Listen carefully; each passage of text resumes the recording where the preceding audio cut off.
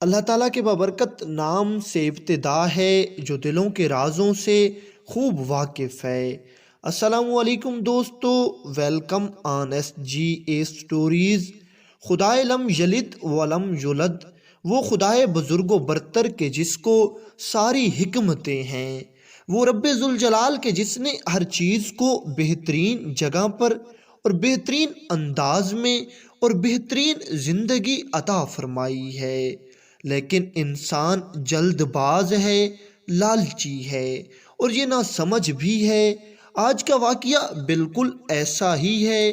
جب آپ ایک ایسے شخص کی سچی کہانی سنیں گے جو اپنے ظاہری دکھوں سے تنگ آ کر دوسروں کی ظاہری چکا چوند میں پڑ گیا اور دوسروں کی طرح کی زندگی جینے کا خواہش مند ہو گیا، پھر اللہ تعالیٰ نے کیسے اس کی مدد کی اور اس کو راہ ہدایت دکھا دی۔ پرانی کتابوں میں یہ واقعہ اس طرح لکھا ہوا ہے کہ ایک شخص جو انتہائی غریب اور مفلس تھا، 2 وقت کی روٹی بڑی مشکل سے اس کو میسر آتی تھی اور اس کے اپنوں میں سے کوئی بھی اس دنیا میں نہیں رہا تھا۔ اب وہ اس ظاہری طور پر رنگین نظر آنے والی دنیا میں بالکل اکیلا تھا اور ہر وقت اس بات کو لے کر پریشان رہتا تھا کہ میری زندگی بھی بھلا کوئی زندگی ہے تو امیر لوگوں کی، طرح طرح کی آسائشیں انہیں میسر ہیں، نوکر چاکر ہر وقت خدمت کے لیے تیار رہتے ہیں، اور وہ اسی بات کو لے کر پریشانی میں مبتلا تھا کہ کیسے میں بھی بہت جلد دولت مند بن جاؤں اور میری زندگی میں بھی سکون آ جائے۔ خیر، وہ اس بات کو بھول چکا تھا کہ سکون دولت یا دنیاوی آسائش و آرام سے نہیں آتا، بلکہ سکون صرف اللہ تعالیٰ کی یاد میں ہے۔ لیکن وہ اب بہت پریشان تھا، اپنی حالت لوگوں سے بیان کرتا تھا کہ مجھے کوئی طریقہ بتاؤ، مجھے کوئی مشورہ دو کہ کیسے میں بہت جلد ڈھیر ساری دولت کما سکوں اور میری زندگی میں سکون آ جائے۔ ایک بار کسی دوست نے اسے مشورہ دیا کہ تم ایسا کرو کہ اللہ تعالیٰ سے دعا کرو کہ اللہ تعالیٰ تمہیں حضرت خضر علیہ السلام سے ملا دے۔ میں نے سنا ہے کہ حضرت خضر علیہ السلام جس کے حق میں دعا کر دیتے ہیں اللہ تعالیٰ ضرور منظور فرماتے ہیں، اور حضرت خضر علیہ السلام لوگوں کو راہ بھی دکھاتے ہیں۔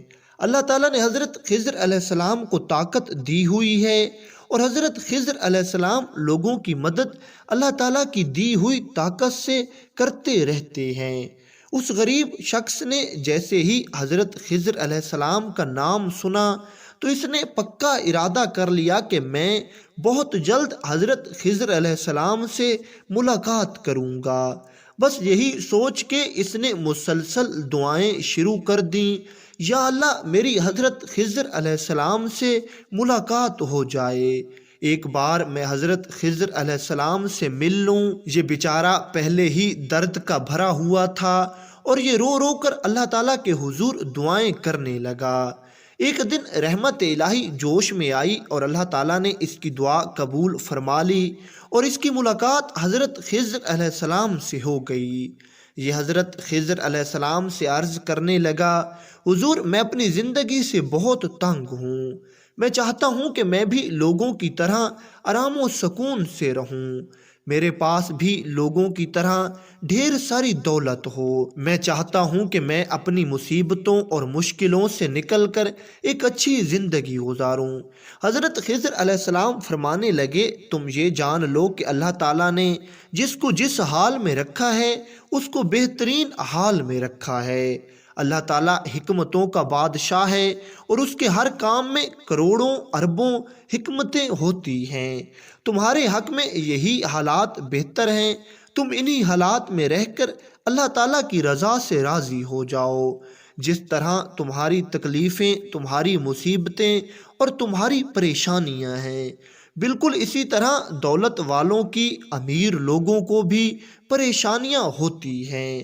یہ شخص کہنے لگا، حضور نہیں، مجھے نہیں لگتا کہ دولت والوں کو بھی کوئی پریشانی ہوتی ہوگی، ان کے پاس تو طرح طرح کے کھانے ہوتے ہوں گے، نوکر چاکر ان کی خدمت کے لیے ہر وقت تیار رہتے ہیں۔ آپ اللہ تعالیٰ سے دعا کریں کہ اللہ تعالیٰ میرے حالات بہتر کر دے۔ حضرت خضر علیہ السلام فرمانے لگے، اچھا تم یہ کام کرو کہ تم 3 دنوں تک اپنے علاقے میں اس شخص کو تلاش کرو جو تمہیں لگتا ہے کہ وہ خوش ہے۔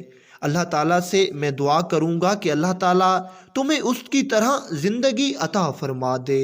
یہ شخص بہت ہی خوش ہوا اور یہ اپنے علاقے میں دوڑتا ہوا آیا۔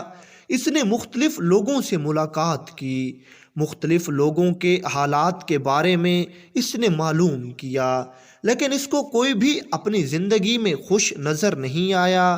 کسی کو دولت کا رونا تھا تو کسی کو اولاد کا رونا تھا، کسی کو صحت کا رونا تھا تو کسی کو عزت کا رونا تھا۔ الغرض یہ جس شخص سے ملا وہ اپنے حالات سے راضی نہیں تھا۔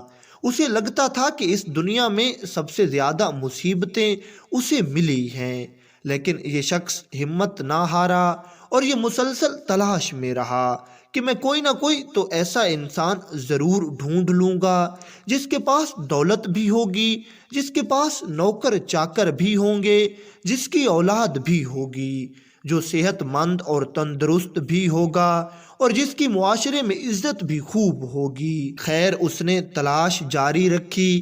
آخر کار اس کو ایک ایسا جوہری نظر آیا جو سونے کا کاروبار کرتا تھا، خوب دولت کی ریل پیل تھی اور صاحب اولاد بھی تھا، دیکھنے سے صحت مند اور تندرست بھی لگتا تھا اور اس کے چہرے پر اطمینان بھری ایک مسکراہٹ بھی تھی۔ اس نے جب لوگوں سے اس جوہری کے بارے میں معلومات اکٹھی کی تو لوگوں نے اسے بتایا کہ یہ جوہری اپنی زندگی میں بہت خوش ہے، اس کے پاس خوب دولت ہے، اس کی اولاد بھی ہے، اس کی بیوی بھی انتہائی فرما بردار اور نیک ہے اور لوگوں میں اس کی عزت بھی بہت ہے۔ پھر کیا تھا، یہ غریب اور مفلس شخص دوڑتا ہوا حضرت خضر علیہ السلام کے پاس آیا اور عرض کرنے لگا، حضور مجھے فلاں جوہری کی طرح زندگی چاہیے، آپ اللہ تعالیٰ سے دعا کریں کہ اللہ تعالیٰ مجھے اس جوہری جیسی زندگی عطا کر دے۔ حضرت خضر علیہ السلام فرمانے لگے، تم ظاہری چکا چوند دیکھ رہے ہو، تمہیں نہیں پتہ اس جوہری کی زندگی میں بھی کوئی ایسا مسئلہ ہو سکتا ہے جو لوگوں کے سامنے نہ ہو۔ پہلے جاؤ اور پوری طرح پتہ کرو۔ یہ شخص واپس اس جوہری کے پاس آیا اور اس نے اپنی ساری بات کھل کر اس جوہری سے بیان کر دی کہ اس طرح مجھے حضرت خضر علیہ السلام ملے ہیں اور انہوں نے مجھے یہ بیان فرمایا ہے کہ تم ایسے شخص کو تلاش کرو جو اپنی زندگی سے بہت خوش ہو، اور میں نے حضرت خضر علیہ السلام سے تمہارا ذکر کیا ہے۔ تم بتاؤ، تم اپنی زندگی میں خوش ہو، تمہیں کسی چیز کی ضرورت تو نہیں ہے؟ یہ جوہری کہنے لگا، میاں میرے حالات نہ ہی پوچھو تو اچھا ہے، بے شک لوگوں کے سامنے میری عزت ہے، میرے پاس دولت ہے، میری اولادیں ہیں، لوگوں کے سامنے میں ایک عزت دار اور مالدار انسان ہوں، لیکن لوگوں کو میری حقیقت نہیں معلوم کہ میں کس کرب اور کس تکلیف اور کس مصیبت و اذیت سے گزر رہا ہوں۔ اس غریب انسان نے جیسے ہی یہ سنا تو اس کے تو ہوش اڑ گئے۔ یہ کہنے لگا، میاں تمہیں کون سی پریشانی ہوگی، تمہارے پاس تو سب چیزیں موجود ہیں۔ یہ جوہری کہنے لگا، سنو پھر میں تمہیں اپنی کہانی سناتا ہوں۔ میری زندگی ٹھیک ٹھاک چل رہی تھی اور میری شادی بھی میری پسند کے مطابق ہوئی اور میں اپنی بیوی سے خوب پیار اور محبت کرتا تھا، لیکن تقدیر کے فیصلے ہیں کہ ایک مرتبہ میری وہ پیاری بیوی بیمار ہو گئی۔ میں نے بہت علاج کروایا لیکن بیماری طوالت پکڑتی گئی اور طوالت ضیافت میں تبدیل ہو گئی اور میری بیوی بستر مرگ پر جا پڑی۔ میں اپنی بیوی کی حالت پر بہت پریشان تھا، مجھے کچھ سمجھ نہیں آ رہا تھا کہ میں کیا کروں۔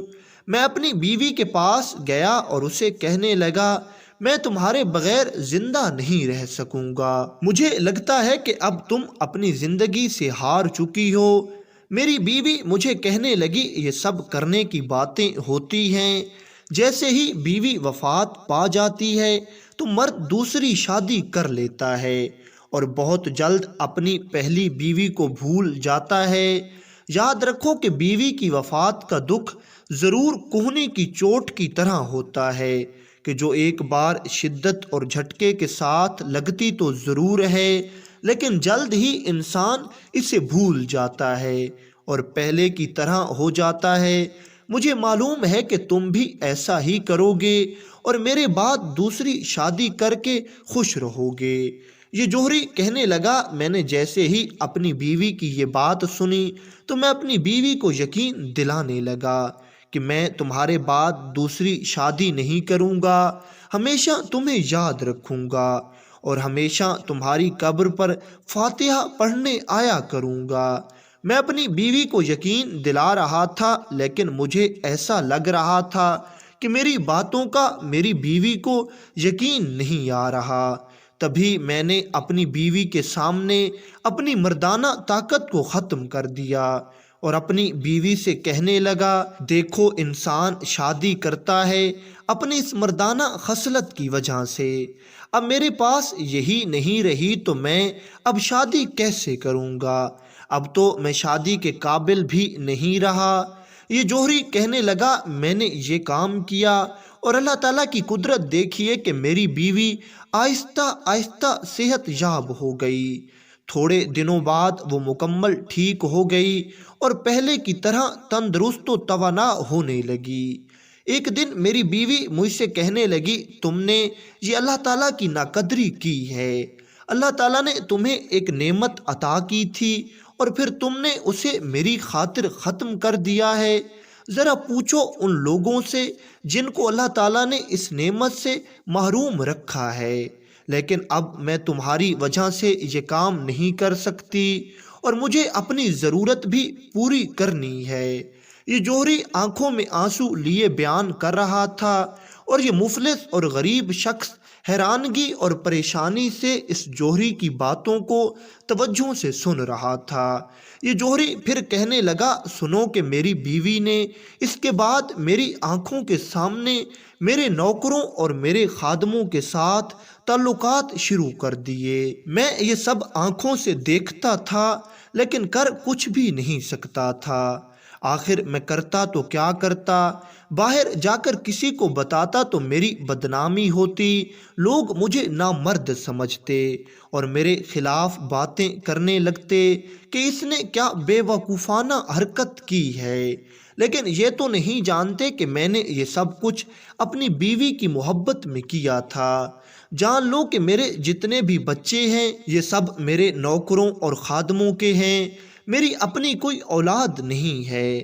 بس میں اپنے اس گناہ پر اور اللہ تعالیٰ کی اس نعمت کی ناقدری پر ہمیشہ اللہ تعالیٰ سے توبہ کرتا رہتا ہوں اور اپنا یہ دکھ لیے جی رہا ہوں کہ میری بیوی میری آنکھوں کے سامنے کسی غیر مرد سے تعلقات رکھ رہی ہے اور میں چاہ کر بھی کچھ نہیں کر سکتا۔ جیسے ہی اس غریب اور مفلس شخص نے اس جوہری کی ساری کہانی سنی تو یہ بھاگتا ہوا وہاں سے چلا گیا اور جا کر حضرت خضر علیہ السلام کی بارگاہ میں عرض کرنے لگا، بے شک حضور آپ سچ کہتے تھے، دنیا میں کوئی بھی خوش نہیں ہے، ہر کسی کو اپنی تکلیف اور اپنی مصیبت ہی بڑی نظر آتی ہے۔ اللہ تعالیٰ نے مجھے جس حالت میں رکھا ہے، جس طرح میں زندگی گزار رہا ہوں، میں خوش ہوں اور میں اللہ تعالیٰ کی رضا پہ راضی ہوں۔ بس اللہ تعالیٰ سے آپ یہ دعا کریں کہ اللہ تعالیٰ میرے گناہ بخش دے اور میری آخرت کی منزلیں آسان کر دے۔ دنیا کی زندگی تو بہرحال کسی طرح سے گزر ہی جائے گی۔ حضرت خضر علیہ السلام یہ سن کر فرمانے لگے، ہاں یہ حق کی دعا ہے اور میں تمہارے حق میں یہ ضرور دعا کروں گا۔